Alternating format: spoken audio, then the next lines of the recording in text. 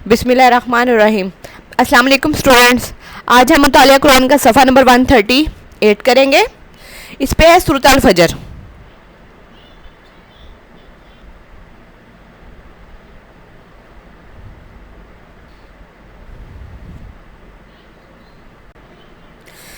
जी बेटा, इस सूरत का शान नुज़ूल और तारुफ क्या है?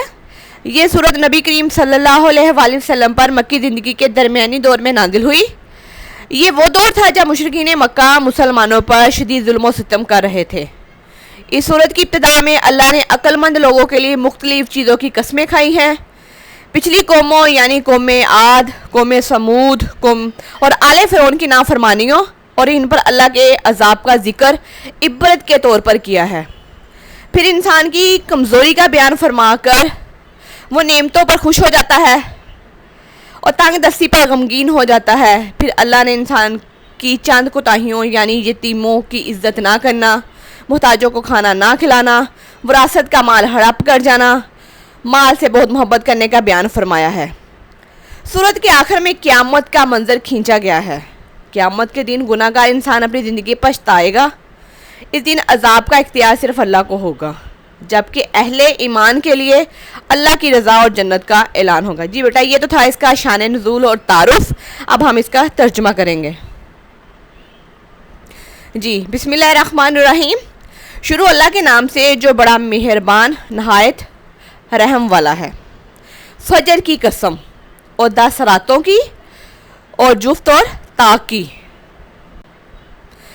और रात की जब जाने लगे, और बेशक ये चीज़ें अक्लमंदों के नज़दीक कसम खाने के लायक हैं कि काफिरों को ज़रूर अजाब होगा। क्या तुमने नहीं देखा कि तुम्हारे परवरदिगार ने आद के साथ क्या किया, और जो इरम कहलाते थे इतने दराज कद। रात के तमाम मुल्क में ऐसे पैदा नहीं हुए थे। और समूद के साथ क्या किया, जो वादी कुरा में पत्थर तराशते और घर बनाते थे। और फ़िरौन के साथ क्या किया, जो खैमे और मेखे रखता था। ये लोग मुल्कों में सरकश हो रहे थे और इनमें बहुत सी खराबियाँ करते थे, तो तुम्हारे परवरदिगार ने इन पर अजाब का कोड़ा नाजिल किया। बेशक तुम्हारा परवरदिगार ताक में है। मगर इंसान अजीब मखलूक है कि जब उसका परवरदिगार उसको आजमाता है कि उसे इज्जत देता है और नेमत बख्शता है, तो कहता है कि मेरे परवरदिगार ने मुझे इज्जत बख्शी।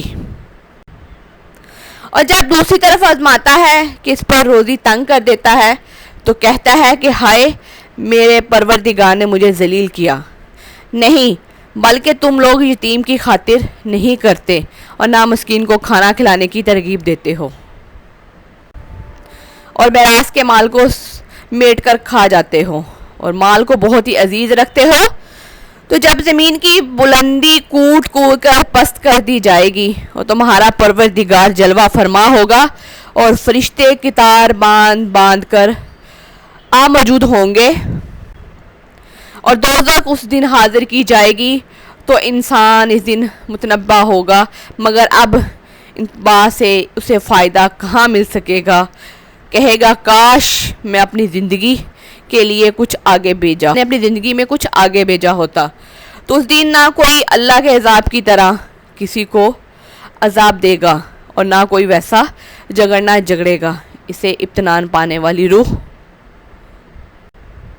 अपने परवरदिगार की तरफ लौट चल। तू इससे राज़ी, वो तुझसे राज़ी। तू मेरे मुमताज़ बंदों में शामिल हो जा और मेरी बहशत में दाखिल हो जा। जी बेटा, ये तो था इसका तर्जुमा। हमने इसका शान नुज़ूल और तारुफ पढ़ा, उसके साथ हमने इसका तर्जुमा किया। उसके साथ ही आपने इसकी एक्सरसाइज में जो MCQs हैं वो करने हैं, और इसके जो मुख्तसर सवालात के जवाब हैं वो आपने अपनी नोटबुक पर नोट करने हैं। जी बेटा, ये तो था आज का लेक्चर, ये था आज का लेसन।